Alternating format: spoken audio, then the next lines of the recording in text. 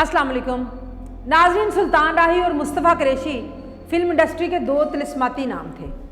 मुल्क में एक वक्त ऐसा भी गुजरा है जब फिल्म साज कहानी से पहले इन दोनों को बुक करते थे और फिल्म बनने से पहले ही हिट हो जाती थी। ये दोनों फिल्म की कामयाबी की ज़मानत होते थे।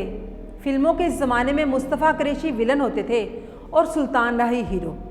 ये दोनों मुस्तकिल होते थे, ताहम हीरोइन और कहानी बदलती रहती थी। ये सिलसिला ठीक चल रहा था, लेकिन फिर 9 जनवरी 1996 की रात आई और सुल्तान राही इस्लामाबाद से लाहौर जाते हुए गुजरांवाला के करीब डाकुओं के हाथों कत्ल हो गए।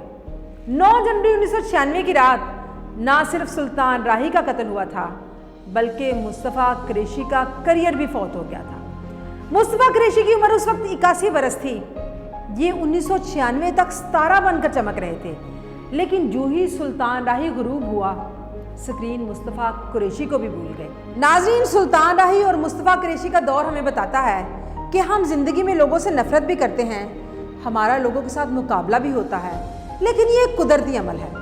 इंसान एक ऐसा जानवर है जिसे हर लम्हा दुश्मन चाहिए होता है, और ये हकीकत है कि हमारे मुखालिफ अक्सर हमारी बका बन जाते हैं। हम उनकी वजह से बड़े हो जाते हैं और उस वक्त तक बड़े रहते हैं जब तक हमारा दुश्मन सलामत रहता है। शायद इसीलिए सूफी शायर मियाँ मोहम्मद बख्श ने कहा था कि दुश्मन मरे तो खुशी ना करिए, सजना भी मर जाना। मेरा ख्याल है इस शेर में सजन का मतलब हम खुद होते हैं, यानी जब हमारा दुश्मन मरता है तो हमारे अंदर का जज्बा, वल्वला और जोश भी मर जाता है और फाइनली हम भी स्क्रीन से मिट जाते हैं। नाज़रीन, ये याद रखें, दुनिया की कोई भी स्पोर्ट्स हो, ये हमेशा 2 टीमों के दरमियान ही खेली जाती है। मैदान में अगर एक टीम नहीं आएगी तो दूसरी भी खेल नहीं सकेगी। खेल में जब तक हारने वाला नहीं होता, जीतने वाला भी नहीं होता।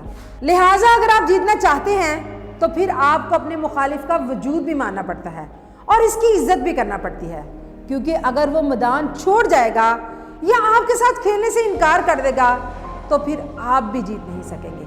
और अगर फ़र्ज़े मुहाल रेफरी आपको फातेह करार भी दे दे तो भी आपकी फतह नहीं होगी। इसलिए अपने दुश्मन की इज़्ज़त कीजिए, उसकी पहचान कीजिए, क्योंकि आपकी फतह अपने दुश्मन की वजह से है। अगर आपको स्टोरी अच्छी लगे तो इसे दूसरों के साथ शेयर कीजिएगा। फ़ी अमान अल्लाह।